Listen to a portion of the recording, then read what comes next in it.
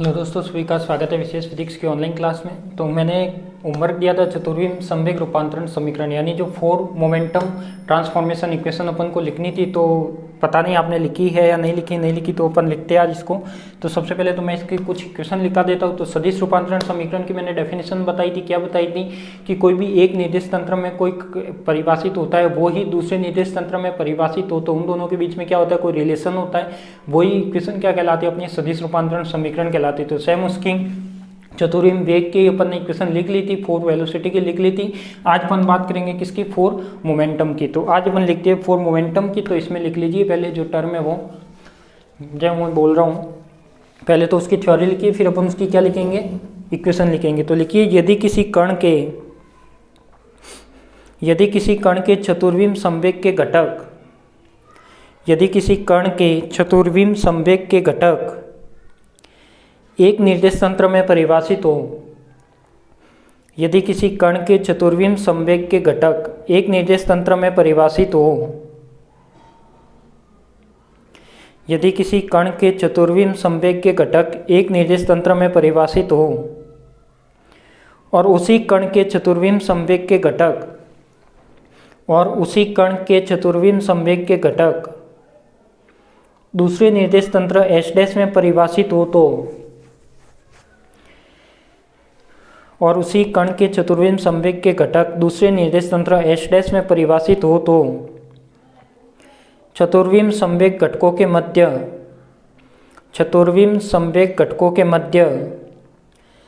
संबंध परिभाषित करने वाली समीकरण, चतुर्विम संवेग घटकों के मध्य संबंध परिभाषित करने वाली समीकरण चतुर्विम संवेग रूपांतरण कहलाती है। चतुर्विम संवेग रूपांतरण समीकरण कहलाती है। माना किसी कण का चतुर्विम संवेग px है, माना किसी कण का चतुर्विम संवेग px है, सॉरी p म्यू है, px तो क्या होगा, x क्या लिखना, चतुर्विम संवेग फॉर मोमेंटम क्या है, p म्यू है। क्या लिखना है आपको, p म्यू है। लिख लीजिए कि माना किसी कण का चतुर्विम संवेग p म्यू है और इस चतुर्विम संवेग के S निर्देश तंत्र में घटक,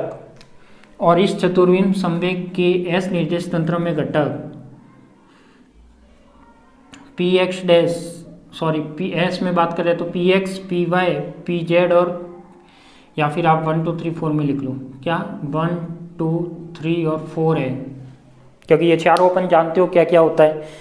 S निर्देश तंत्र में घटक p1, p2, p3 और p4 है, तथा S' निर्देश तंत्र में घटक p1 dash, p2 dash, p3 dash और p4 डैश है।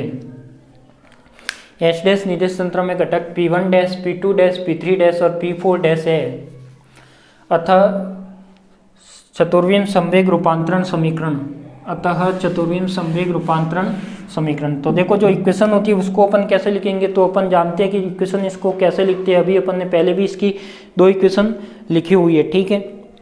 तो अब अपन बात करते हैं इसकी इक्वेशन की। तो देखो इसकी इक्वेशन में कैसे लिखते हो, सबसे पहले तो मैं क्या लिखूंगा यहाँ पे, p1 dash, p2 dash, p3 dash और p4 डैश। यहाँ तक किसी को कोई डाउट होगा नहीं, लिख सकता हूँ ऐसे। इज इक्वल टू यहाँ पे लिखा था मैंने गामा 0 0, आयोटा बीटा गामा 0 1 0 0 0 0 1 0, और ये हो जाएगा अपना आयोटा बीटा गामा 0 0 और गामा। ये चीज़ हो जाएगी अपने पास। यहाँ पे क्या हो जाएगा, p1 डैश, सॉरी डैश नहीं आएगा, p2, p3 और p4, ठीक है। अब मैं यदि S निर्देश तंत्र में बात करूँ तो मैं इसके कोऑर्डिनेट की वैल्यू भी जानता हूँ। S निर्देश तंत्र में ये वाला कोऑर्डिनेट होगा, यानी जो p1, p2, p3 और p4 किसके इक्वल होता है, ये होता है अपने पास px, py, pz, और नेक्स्ट कंपोनेंट क्या होता है, p4 वाला क्या होता है, आयोटा EC के, तो ये हो जाएगा आयोटा EC, ठीक है। ऐसे यदि मैं S' निर्देश तंत्र में बात करूँ तो ये क्या होता है अपने पास, p1 dash, p2 dash, p3 dash और p4 डैश, ये किसके इक्वल होगा अपना px dash, py dash, pz dash, और ये हो जाएगा अपना आयोटा ई डैश सी ऐसे का ऐसे रहेगा, ठीक है, सी पर डैश नहीं आएगा। अब यदि मैं ये सब वैल्यू रख लेता हूँ यहाँ पे, तो बताओ इसकी इक्वेशन कैसे बनेगी। तो इसका सारणिक पहले तो बना लेते हैं कि इक्वेशन बनेगी, देखो पी वन डैश, तो यहाँ आ जाएगा अपना P X dash, P Y dash, P Z dash, और यहाँ पे आ जाएगा आयोटा ई बाय सी का डैश, ठीक है। ये क्या आ जाएगा यहाँ पे गामा 0 0 आयोटा बीटा गामा, यहाँ तक किसी को कोई प्रॉब्लम, 0 1 0 0 0 0 1 0, यहाँ पे आ जाएगा अपना आयोटा बीटा गामा 0 0 गामा, ठीक है। यहाँ तक जो अपन जानते हैं वही लिखा है। यहाँ क्या आ जाएगा अपना, यहाँ आ जाएगा अपना P X, P Y, P Z, और यहाँ आ जाएगा आयोटा ई अपॉन में सी। यहाँ तक किसी को कोई प्रॉब्लम होगी नहीं, वीडियो में क्लियर दिख रहा है लास्ट तक, ठीक है। अब अपने क्या होगा, अब अपने को करना है कि इसकी इक्वेशन लिखनी है। तो देखो इसकी इक्वेशन लिखने के लिए क्या करें,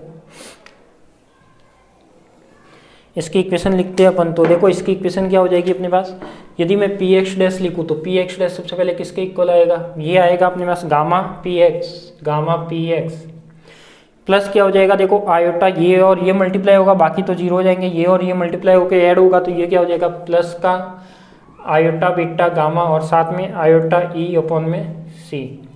तो ये मल्टीप्लाई होगा तो ये क्या देगा, देखो P X dash is equal to, यदि मैं गामा को बाहर निकाल रहा हूँ तो ये क्या हो जाएगा पी एक्स, आयोटा स्क्वायर क्या देगा माइनस, और ये क्या आ जाएगा ई बीटा अपॉन में सी आ जाएगा, ये वाली टर्म आएगी। यहाँ तक किसी को कोई डाउट है क्या, बताओ। यहाँ तक किसी को कोई डाउट नहीं होना चाहिए।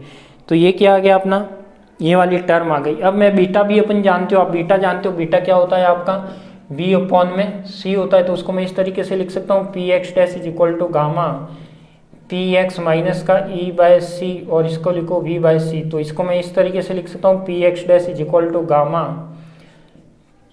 पी एक्स माइनस का बी ई अपॉन में सी स्क्वायर, ठीक है। एक कोऑर्डिनेट तो ये हो गया। ऐसे ही पी वाई डैश है वो तो क्या होगा, सीधा सा पी वाई होगा, और जो पी जेड डैश है वो क्या होगा पी जेड होगा। यहाँ तक किसी को डाउट। अब यदि मैं किसकी बात करता हूँ, अब मैं बात करता हूँ किसकी, फोर्थ वाले टर्म की। तो एक बार ये 3 टर्म लिखिए, फिर मैं फोर्थ वाली बताता हूँ, क्योंकि इतनी जगह में आएगी नहीं। ये लिख लीजिए, फिर मैं फोर्थ वाली टर्म बताऊँगा।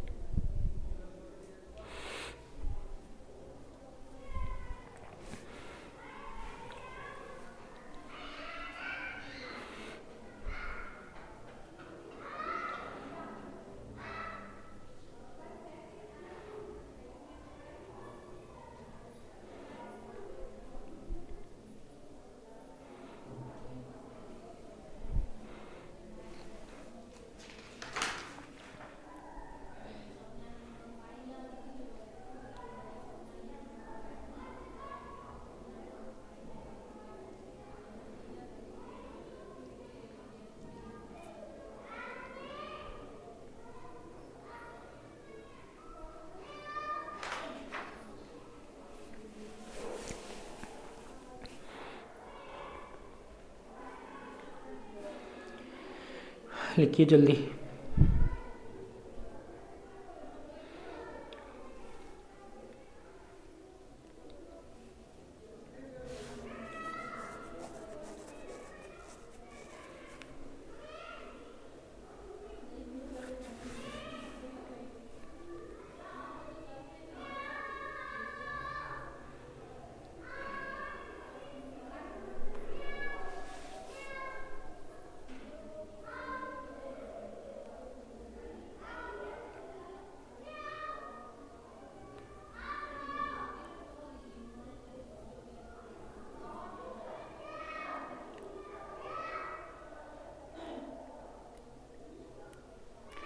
लिख दिया। चले फोर्थ टर्म पे चलते हैं।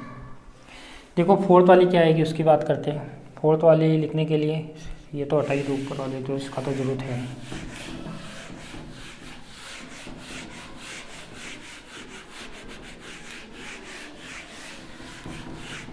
देखो वो कैसे आएगी, वो मैं लिखता हूँ। देखो फोर्थ वाली, इसका मल्टीप्लाई किसके साथ होगा, आयोटा ई डैश अपॉन में सी इज इक्वल टू क्या आएगा गामा का पी एक्स के साथ, तो ये हो जाएगा gamma P x, sorry gamma का नहीं होगा क्योंकि कौन सी टर्म है वहाँ पे, ये वाली टर्म है, इसके इक्वल लिख रहे हैं तो इसका इसके साथ होगा, यानी आयोटा बीटा गामा साथ में क्या आ जाएगा पी एक्स, और प्लस का क्या आ जाएगा गामा आयोटा ई बाय सी, ये वाली टर्म आएगी।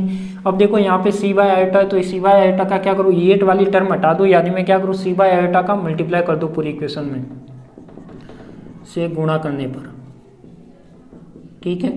तो ये हो जाएगा अपना, क्या हो जाएगा केवल ई डैश बचेगा, सी आयोटा बाय सी हट जाएगा, यहाँ से देखो क्या बचेगा minus iota gamma P X plus iota by C है तो सी बाय आयोटा तो हट जाएगा, तो ये क्या बचेगा गामा ई, ठीक है। यहाँ पे क्या बचेगा मल्टीप्लाई किया तो सी अपॉन में आयोटा से मल्टीप्लाई किया, आयोटा से आयोटा हट जाएगा, तो यहाँ क्या बचेगा E dash is equal to E gamma बार ले लिया तो देखो ई माइनस का क्या रहेगा अपने पास गामा बार आ गया, तो ये रह गया बीटा पी एक्स और क्या रहेगा सी, ये रहेगा अपने पास, सही है, हाँ सही है। तो देखो ये क्या आ जाएगा अपना E dash is equal to gamma E minus का बीटा की जगह मैं वी बाई सी लिख सकता हूँ, अपन जानते हैं कि बीटा क्या होता है वी बाई सी होता है, तो बीटा की जगह मैं वी बाई सी लिखूंगा तो सी से सी कैंसिल आउट, तो यहाँ पे क्या बचेगा ओनली वी और साथ में क्या आ जाएगा पी एक्स। तो यहाँ तक किसी को कोई डाउट है क्या, बताओ यहाँ तक किसी को कोई डाउट है क्या। तो अपन कह सकते हैं कि जो चतुर्विम संवेग रूपांतरण समीकरण हुई वो क्या क्या हुई, ये वाली हुई, एक तो ये वाली आपको याद रखनी है, ये तो डायरेक्ट है, और एक ये याद रखनी है, ठीक है। तो ये अपनी क्या होगी चतुर्विम संवेग रूपांतरण समीकरण। अब इसी की सहायता से एक अपन को क्वेश्चन भी करना है, तो इसको आप लिखिए फिर मैं आपको क्वेश्चन लिखवाता हूँ।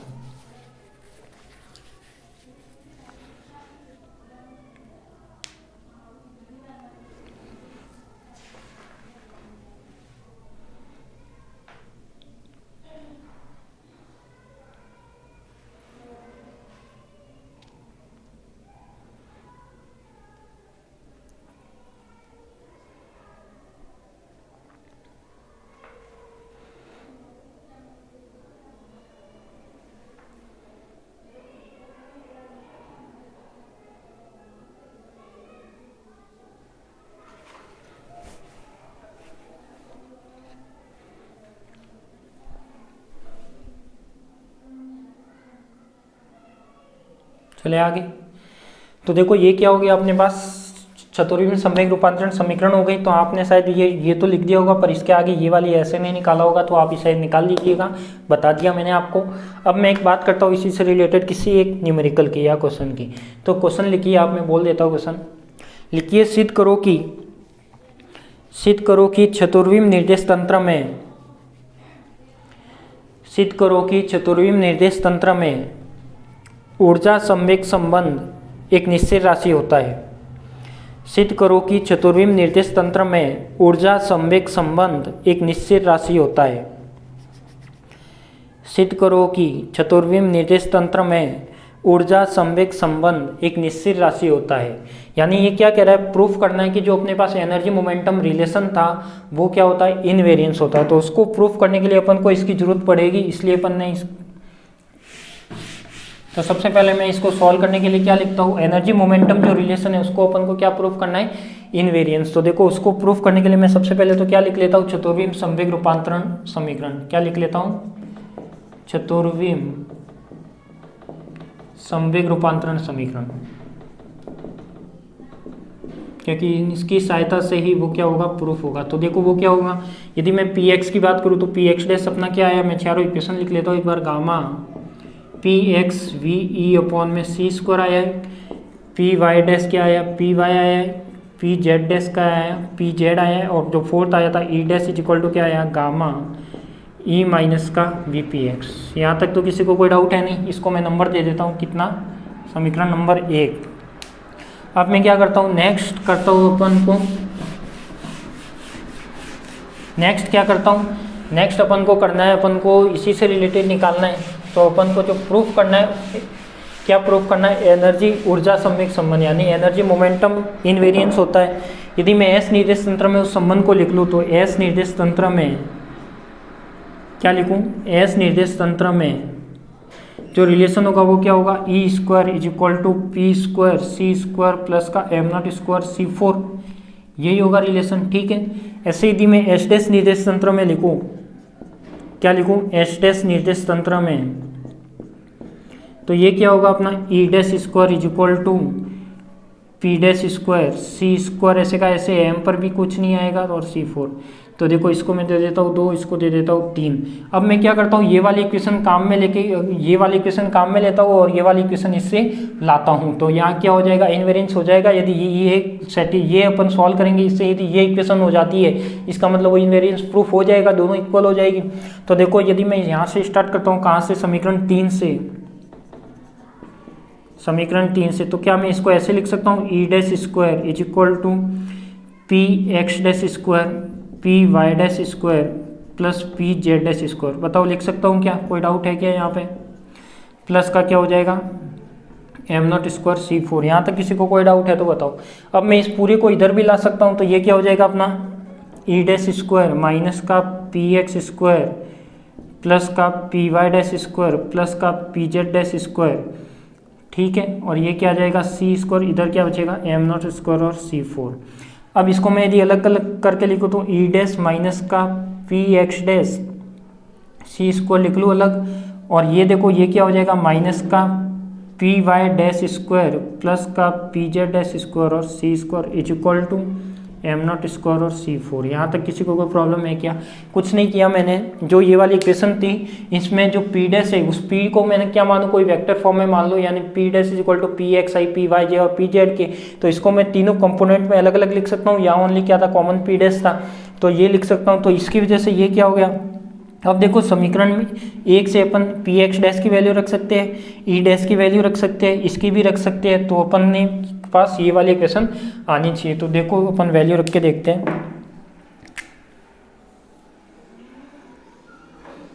देखो मैं वैल्यू रखता हूँ, ठीक है, ध्यान देना आप। देखो सबसे पहले मैं क्या करूँ, समीकरण 1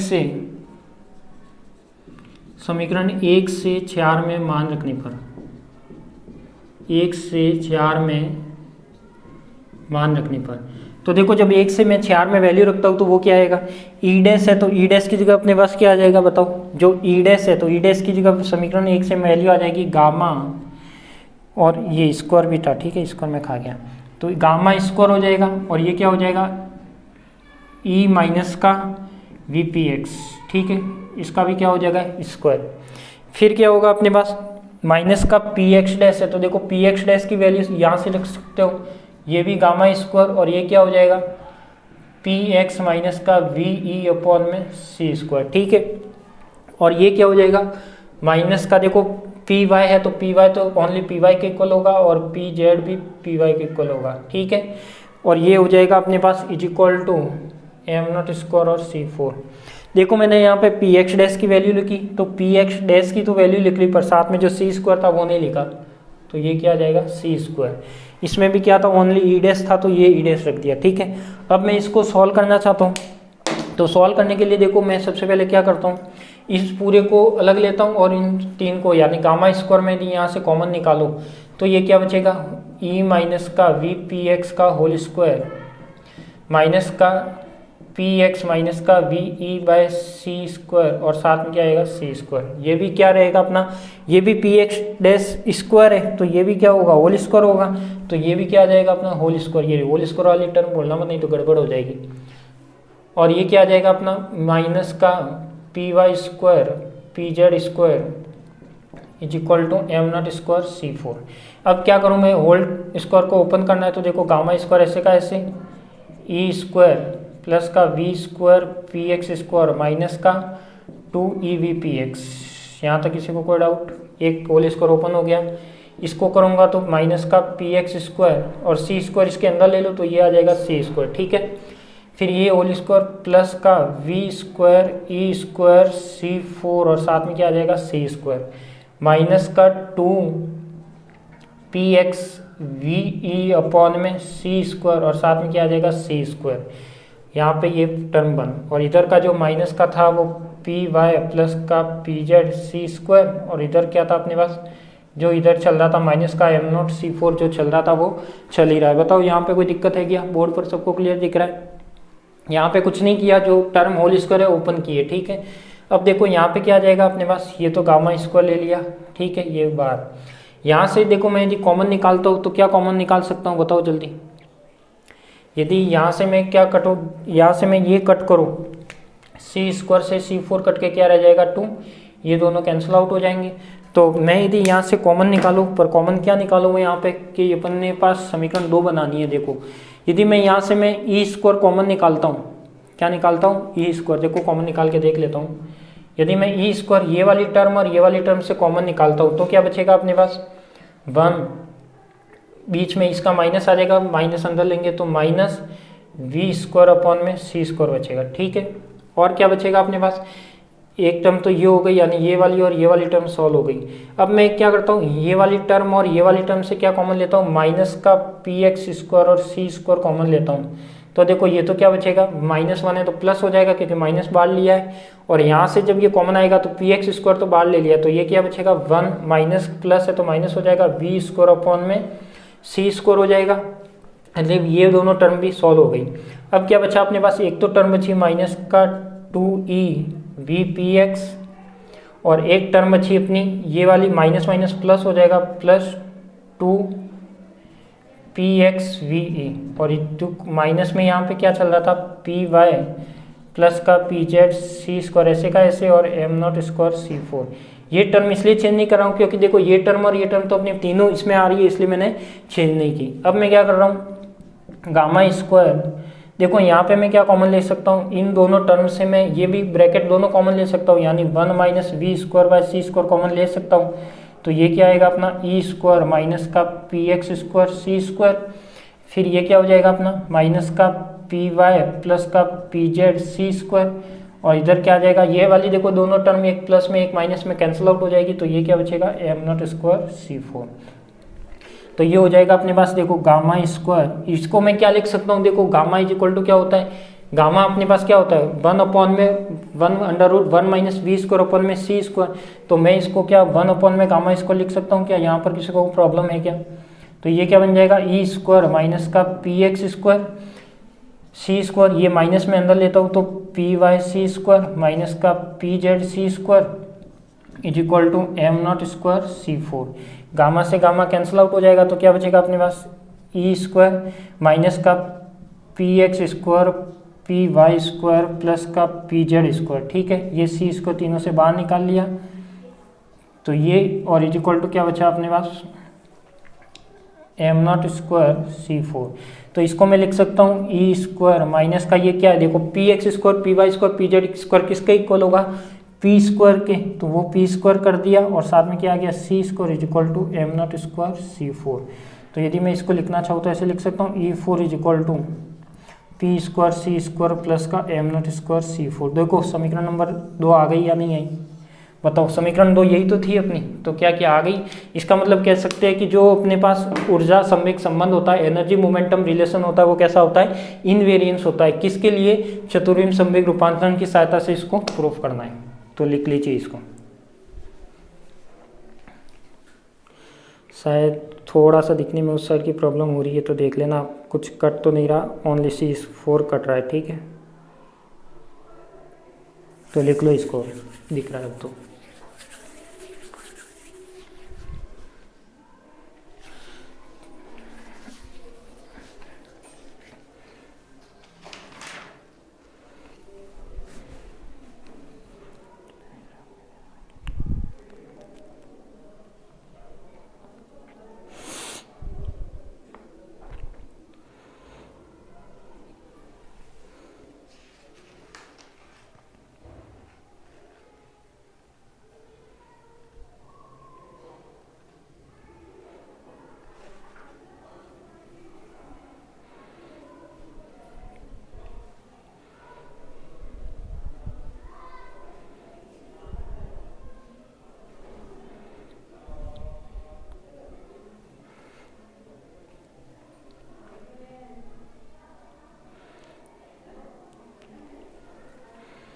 ये जैसे आप छोटे छोटे टर्म, अब जैसे मैंने यहाँ पे देखो कहाँ पर लिखा है P X square P Y square P Z square किसके इक्वल माना है, पी स्क्वायर के, क्यों, क्योंकि अपन पी एक वेक्टर टर्म मान रहे हैं। तो यहाँ पे आप जा करके लिख सकते हो कि P vector is equal to P X I cap P Y J cap plus P Z K, P square निकालोगे तो ये वाली टर्म आएगी। ठीक है, ये छोटी छोटी कुछ बीच में टर्म आती है तो उसको आप आराम से नोट्स में लिख लेना, इतने आप अब कॉलेज लेवल में हो तो लिख सकते हो।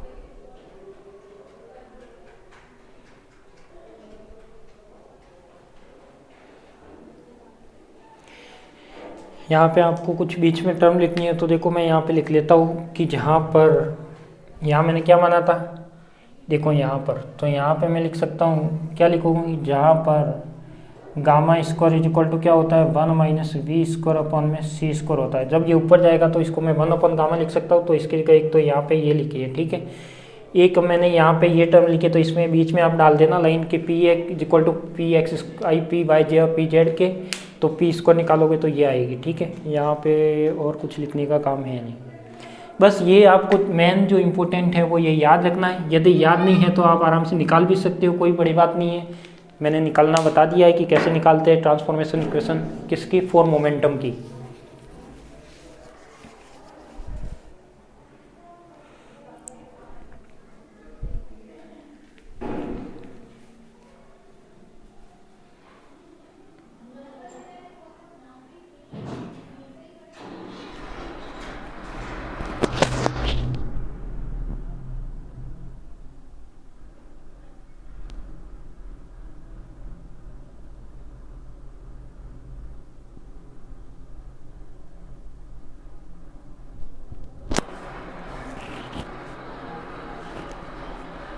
चले आगे, लिख दिया गया। ये थोड़ा सा लिखने में टाइम लगेगा तो जल्दी लिखो। इसको मैं नंबर दे दूँ क्या, कुछ समीकरण 5 दे दूँ लास्ट वाले को।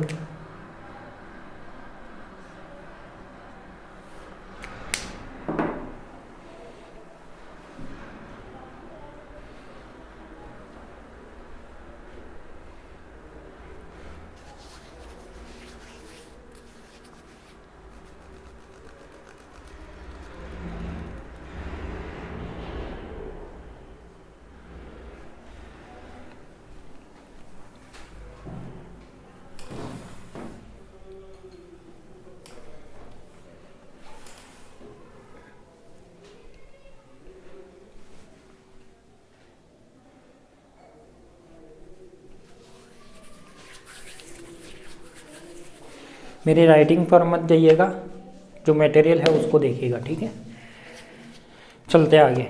अब नेक्स्ट अपना जो इसमें आगे एक लाइन लिख लीजिए कि समीकरण 5 समीकरण 2 को संतुष्ट करता है। समीकरण 5 समीकरण 2 को संतुष्ट करता है। समीकरण 5 समीकरण 2 को संतुष्ट करता है। अतः ऊर्जा संवेग संबंध, अतः ऊर्जा संवेग संबंध चतुर्विम निर्देश तंत्र में, चतुर्विम निर्देश तंत्र में एक निश्चित राशि होता है। अतः ऊर्जा संवेग संबंध चतुर्विम निर्देश तंत्र में एक निश्चित राशि होता है। अब नेक्स्ट टॉपिक लगाइए, जो आपका आज का नया टॉपिक है वो है चतुर्विम बल, यानी फोर्स। किस कोऑर्डिनेट में बात कर रहे हैं, चतुर्विम निर्देश तंत्र के, जिसमें 4 कोऑर्डिनेट होते हैं। उसमें अपन ने वेलोसिटी निकाल ली, मोमेंटम निकाल लिया, उससे रिलेटेड कुछ क्वेश्चन भी किए, इनवेरिएंस वाली टर्म थी वो भी निकाल के बता दी मैंने। अब अपन आते हैं उसके फोर्स वाली टर्म पे, ठीक है। तो फोर्स वाली टर्म क्या कहती है, कैसे उसको लिखते हैं, वो सब अपन को देखना है।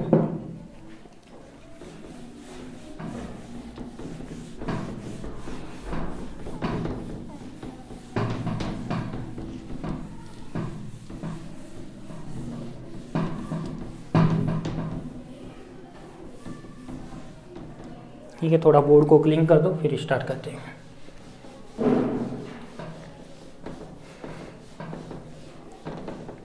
देखो नेक्स्ट बात करते हैं अपन फोर चतुर्विम बल की। किसकी बात करते हैं, चतुर्विम बल की, यानी फोर फोर्स की, ठीक है।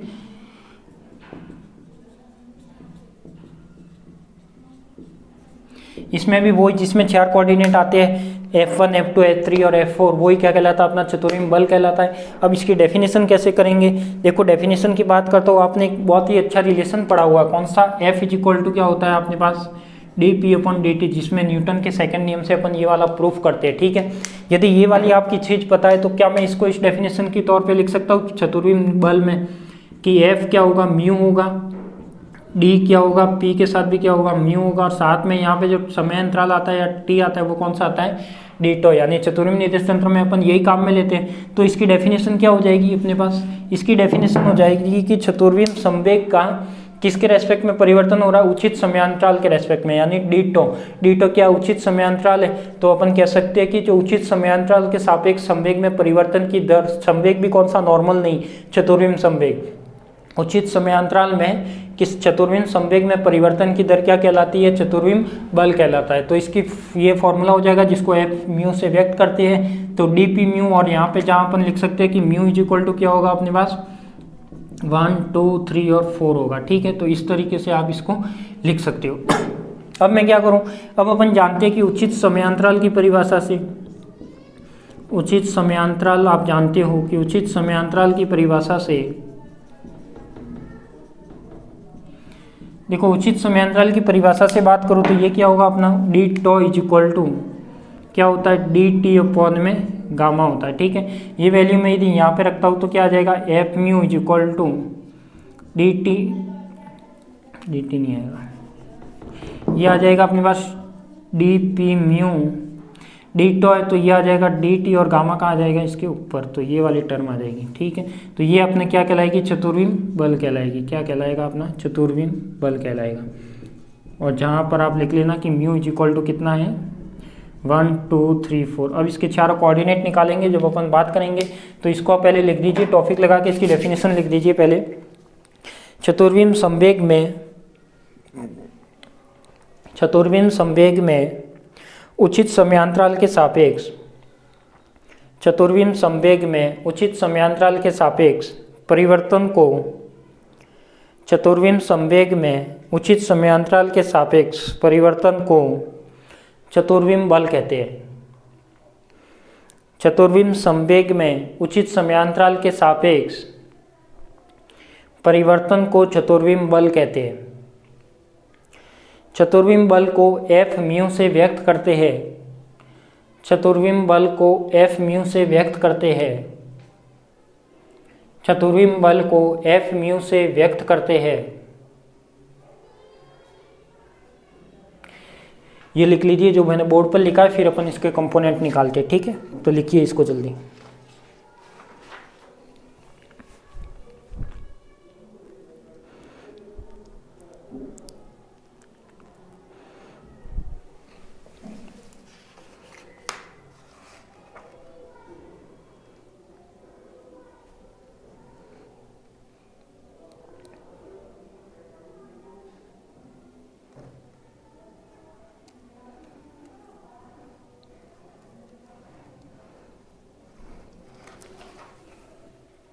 लिखिए,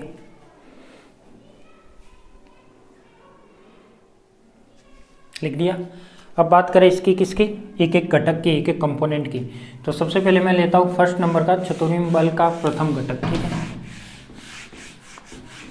ये इसका फॉर्मूला हो जाएगा, तो अपन लिख सकते हैं चतुर्विम बल का लिख लेना आप चतुर्विम बल का प्रथम घटक।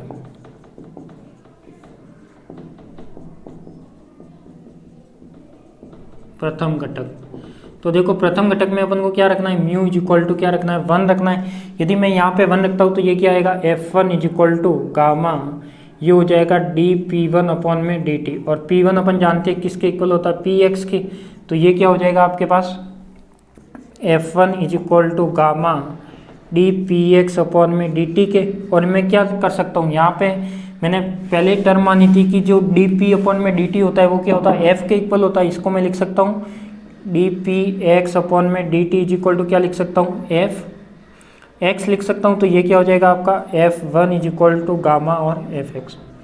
कोई डाउट होगा नहीं इसमें, तो कुछ किया है नहीं, ज़्यादा बड़ी बात भी नहीं है। ऐसे ही आपको क्या निकालना है, द्वितीय घटक, चतुर्विम बल का द्वितीय घटक। तो देखो सेकंड घटक की बात करोगे तो ये भी क्या आएगा, ये केवल म्यू इज इक्वल टू 2, मैंने केवल द्वितीय घटक लिखा है, आपको पूरा लिखना है चतुर्विम बल का द्वितीय घटक। तो ये क्या आ जाएगा, F2 is equal to gamma is equal to dP2 upon में क्या आ जाएगा dt।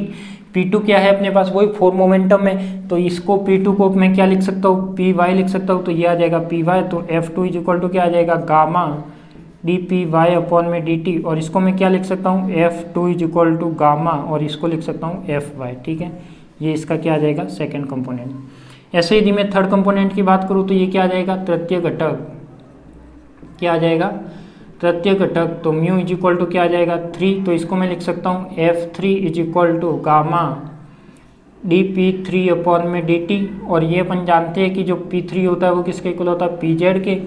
F3 होगा वो किसके इक्वल होगा, dPz अपॉन में dt, और dPz अपॉन में dt किसके इक्वल होना चाहिए, gamma is equal to Fz के, क्योंकि न्यूटन का नियम यही तो कहता है dF is equal to dP upon में dt। ये 3 तो चलो हो गए अपने पास। अब अपन बात करते हैं जो इम्पोर्टेंट टर्म है फोर्थ की, तो जो चतुर्थ घटक होगा वो कैसे होगा उसकी बात करते हैं, चतुर्थ घटक की। ठीक है, फोर्थ कंपोनेंट। तो देखो चतुर्थ घटक की बात करते तो वो क्या होगा अपने पास, F इज इक्वल टू यानी F4 is equal to gamma आ जाएगा, साथ में क्या आ जाएगा dP4 अपॉन में क्या आ जाएगा dt आ जाएगा। अब मैं क्या करूं, P4 क्या होता है, P4 आप जानते हो वहां पे P4 क्या होता है, देखो ये तो होता नहीं, यहाँ पे P is equal to P1x P2y Pz होता है। अब ऐसे ही अपने पास P4 होता था, वो क्या होता था, आयोटा E अपॉन में C, पहले ही अपन निकाल चुके थे इसको। ठीक है, अपन ने निकाला है, P4 किसके इक्वल होता है, आयोटा E अपॉन में C के। तो ये क्या हो जाएगा, देखो F4 is equal to gamma है ही है अपने पास, ये अपन में क्या है d अपन dt, और P4 क्या आ जाएगा आयोटा E बाय C। ठीक है, अब मैं क्या करूं, देखो जो इसमें डिपेंडेंट रहेगा, गामा को मैं बाहर आयोटा C बाय बाहर लिख सकता हूं, तो ये क्या आएगा dE अपन में dt आएगा। तो ये इसका क्या हो जाएगा फोर्थ कंपोनेंट। अब ये बताओ dE अपन में dt कोई टर्म होती है क्या, बताओ। एनर्जी का किसी समय के सापेक्ष में जो परिवर्तन होता है वो क्या कहलाता है, बताओ जल्दी से, किसी को याद हो, किसी ने 11th क्लास की अच्छे से फिजिक्स पढ़ी है तो। ये वाली अपनी टर्म होती है वो क्या, किसको डिफाइन करती है, वो करती है पावर को, शक्ति, यानी कार्य में या ऊर्जा में परिवर्तन की दर क्या कहलाती है, शक्ति कहलाती है। यही तो टर्म है अपनी, यही डेफिनेशन है कि ऊर्जा में समय के सापेक्ष परिवर्तन की दर क्या कहलाएगी, पावर, शक्ति कहलाएगी। तो अपन कह सकते हैं कि जो F4 टर्म है वो किसको परिभाषित करती है, शक्ति यानी पावर की टर्म को परिभाषित करती है। तो फटाफट लिख दीजिए इन चारों कंपोनेंट को, जो मैंने शॉर्ट में लिखा उसको आपको फुल में लिखना है, बाकी ये कि ये आपको छापना है। तो फटाफट लिखिए इसको। देखो फर्स्ट वाला Fx पर डिपेंड कर रहा है, सेकंड वाला Fy पर, थर्ड वाला Fz पर ये किस पर कर रहा है, P पर या शक्ति पर।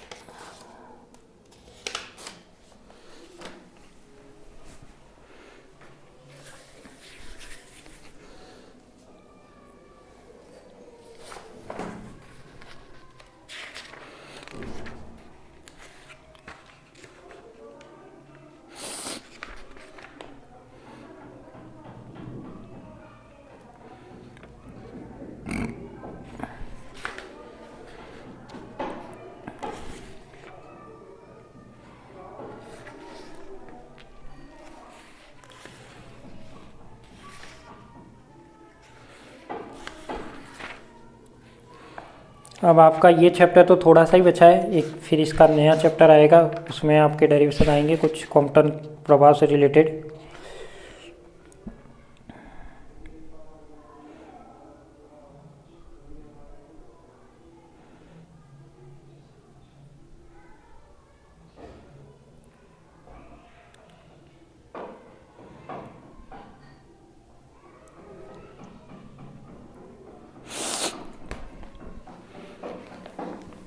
लिख दिया हो तो चले आगे। लिख ही दिया होगा अब तो। इसमें लास्ट में आप 2 लाइन लिख लेना। अतः स्पष्ट है कि चतुर्विम बल के प्रथम द्वितीय तृतीय घटक, चतुर्विम बल के प्रथम द्वितीय एवं तृतीय घटक, चतुर्विम बल के प्रथम द्वितीय एवं तृतीय घटक संवेग में परिवर्तन की दर पर निर्भर करते हैं। संवेग में, चतुर्विम संवेग या संवेग में परिवर्तन की दर पर निर्भर करते हैं। यहाँ पे देखो जो काम में ले रहे हैं वो नॉर्मल कुछ भी काम में नहीं ले रहे, सब बात चल रही है किसकी, 4 कोऑर्डिनेट वाले में। प्रथम द्वितीय और तृतीय घटक संवेग में परिवर्तन की दर पर निर्भर करते हैं तथा चतुर्विम बल का चतुर्थ घटक शक्ति को व्यक्त करता है, या लिख सकते हो आप शक्ति पर निर्भर करता है। शक्ति को व्यक्त करता है पावर, यानी energy with respect to time change किस में हो रहा है, एनर्जी में विथ रेस्पेक्ट टू टाइम किस में, टी के सापेक्ष, तो वो क्या कहलाती है अपनी एक तरह से पावर कहलाती है, शक्ति कहलाती है। तो ये हो गया। अब आपका ये होने के बाद एक छोटा सा टॉपिक है जिसका नाम है मिन्कोस्की समीकरण। छोटा सा इक्वेशन है, कभी कभी पूछा जाता है तो उसको भी लिख लेते हैं अपन। क्या लिखना है, मिन्कोस्की समीकरण। थोड़ा नाम अजीब सा है इसका, मिन्कोस्की समीकरण। बुक में शायद मिल भी जाए और ना भी मिले, पर आपके सिलेबस में है, एक बार आया हुआ भी है। तो लिखिए मिन्कोस्की समीकरण। इसमें क्या करना है अपन को, इसमें कुछ नहीं करना, एक छोटी सी इक्वेशन है, उसी इक्वेशन को देखना है और क्या करना है आपको, लिखना है। तो कैसे, देखो बात करते हैं अपन किसकी, एफ म्यू की। तो यदि मैं एफ वो लिखना मत साथ साथ में, F mu is equal to क्या होता है, डी पी म्यू ओपन में क्या होता है, डी टो होता है। ठीक है, यहाँ तक किसी को कोई डाउट है, कोई डाउट नहीं है। अब मैं लिख सकता हूँ कि जो पी म्यू है, पी म्यू किससे परिभाषित होता है, मैंने यानी बताया था कि ये क्या अपना चतुर्विम संवेग, जो चतुर्विम संवेग जो पी म्यू होता है वो किसके इक्वल होता है, चतुर्विम संवेग पी म्यू वो होता है अपने पास किसके इक्वल, गामा, सॉरी गामा नहीं, चतुर्विम संवेग क्या होता है, एम नॉट और यू म्यू, यानी जो रेस्ट मास होता है और जो चतुर्विम वेलोसिटी होती है इसके गुणनफल के मल्टीप्लाई में होता है। तो इसको मैं लिख सकता हूँ F mu is equal to D upon में डी टी, और इसको मैं लिख सकता हूँ एम नॉट और यू म्यू। ठीक है, तो इसको मैं इस तरीके से भी लिख सकता हूँ F mu is equal to D by D T, M naught तो क्या आ जाएगा, बाहर आ जाएगा, रेस्ट मास है तो ये क्या रहेगा, यू म्यू। ठीक है, यहाँ तक किसी को कोई प्रॉब्लम नहीं। यू म्यू क्या होता है, यू म्यू भी आप जानते हो किस, यू म्यू क्या है, चतुर्विम वेग की परिभाषा से। तो लिख सकता हूँ कि चतुर्विम वेग की परिभाषा से, यानी 4 वेलोसिटी से, चतुर्विम वेग की परिभाषा से, तो ये क्या हो जाएगा, देखो F mu is equal to M naught तो ऐसे का ऐसे, ये हो जाएगा डी अपॉन में क्या है, सॉरी डी टॉ है, ये क्या है अपना डी टॉ चल रहा है। ठीक है, डी टॉ, तो यहाँ भी क्या होगा अपना डी टॉ। अब यहाँ पे क्या हो जाएगा अपना यू म्यू क्या होता है, देखो यू म्यू होता है अपने पास, मैं यहाँ पे लिख दूँ U mu is equal to क्या होता है अपने पास, क्या होता है डी एक्स म्यू अपॉन में क्या लिखा था, डी टी लिखा था, यही तो लिखा था, बताओ ये लिखा था या अलग लिखा था डेफिनेशन। टी की जगह यहाँ पे क्या लिखा था, टॉ लिखा था। चीज ध्यान देना, ये मैंने क्या लिखा था, टॉ, क्योंकि जब भी तो गामा ऊपर आएगा अपना, तो ये हो जाएगा। देखो यदि मैं यहाँ पे लिखता हूँ तो यहाँ से ये क्या आ जाएगा, ये वाला आ जाएगा। तो एफ म्यू इज, सॉरी इसको मैं हटा ही देता हूँ, इसको ऊपर लिख लेता हूँ। ठीक है, तो देखो यहाँ पे क्या किया, ये यू म्यू हो गया, तो मैं जानता हूँ कि एफ म्यू क्या होगा अपने पास, F mu is equal to M naught ऐसे का ऐसे डी बाई डी टो हो जाएगा, और ये क्या आ जाएगा साथ में यू म्यू, तो यू म्यू है तो उसकी जगह मैं लिख सकता हूँ डी एक्स म्यू अपॉन में डिटो। देखो यहाँ तक किसी को कोई प्रॉब्लम है क्या, बताओ। यहाँ तक किसी को कोई प्रॉब्लम है क्या? नहीं है। तो अब मैं क्या करता हूँ, F mu is equal to D by D तो मैं वापस बाहर लिखता हूँ और एम नॉट को क्या लिखता हूँ इसके साथ, तो डी एक्स म्यू अपॉन में डी टो। तो ये वाली क्या है, अपनी मिन कॉस्ट की समीकरण कहलाती है, जहाँ पर म्यू इज इक्वल टू कितना है, जहाँ पर म्यू इज इक्वल टू है अपने पास 1 2 3 और 4, ठीक है। तो ये अपनी क्या कहलाती है, मिन कॉस्ट की समीकरण, मिन कॉस्ट की समीकरण कहलाती है।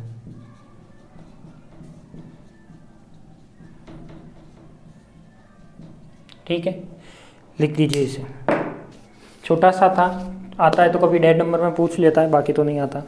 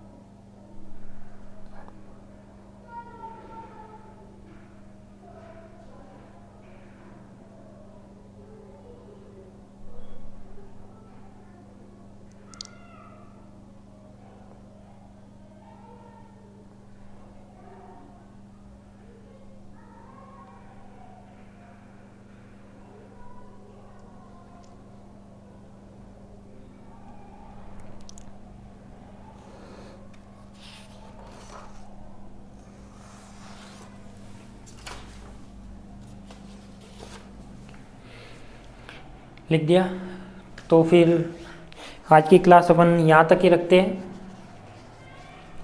ठीक है, क्योंकि आगे थोड़ा सा चेंजेस टॉपिक है तो वो ज़्यादा लेंथी हो जाएगा। इसमें यदि ऐड किया जाए डॉपलर इफेक्ट का टॉपिक है, बहुत ही इम्पोर्टेंट है, तो ये आप कर लीजिएगा जितना आपको कराया है। अगर यदि कोई किसी को प्रॉब्लम आती है तो आप व्हाट्सअप या कॉल से शेयर कर सकते हो। वैसे व्हाट्सअप पे आप फोटो खींच के भेज लीजिए कि मुझे इसमें प्रॉब्लम आ रही है, मैं आपका जो भी प्रॉब्लम होगी ज़रूर दूर करूँगा। और अपन बात करते हैं, बहुत जने स्टूडेंट गलत फहमी में ये है कि वो सिलेबस कम होने की वेट कर रहे हैं। तो सिलेबस देखो कम हो भी सकता है, नहीं भी हो सकता, कोई ज़रूरी नहीं है कि कम होगा ही। एग्ज़ाम तो बहुत जने ऐसे भी कह रहे हैं एग्ज़ाम लेट होगी, तो उसके भी भरोसे मत रहो। यूनिवर्सिटी ने कैलेंडर जारी किया है, उसमें कैलेंडर में साफ तौर से यूजी की जो एग्ज़ाम है वो बीएससी वालों की एग्ज़ाम है वो मार्च में दे रखी है। तो हो सकता है एग्ज़ाम टाइम पे हो जाए, आप कहीं वेट करते रहो और एग्जाम पढ़ाई भी ना करो, तो लॉस आपका होगा। बाकी जो नए स्टूडेंट इंटरेस्टेड है एप्लीकेशन को ज्वाइन करने में, वो उनको ज्वाइन कराइए। यदि आप ज्वाइन होना चाहते हो तो आप भी ज्वाइन होइए, जो नए स्टूडेंट हैं, ठीक है। और एग्ज़ाम फॉर्म आने वाले हैं या आ गए होंगे सेकेंड ईयर के, तो आप कॉलेज से पता करके उसको भी टाइम से जमा करा दीजिएगा फिलअप करके। और आपको हो सकता है कि इस बार ऑनलाइन का ही पूरा प्रोसेस चल रहा है, तो आपको कम से कम मार्च तक भी ऑनलाइन पढ़ना पड़ सकता है जब तक एग्ज़ाम ना हो, क्योंकि बहुत सारी कॉलेज की ऑनलाइन क्लासें भी चल रही है, ठीक है। तो आप सभी को धन्यवाद, मिलते हैं अपन नेक्स्ट क्लास में।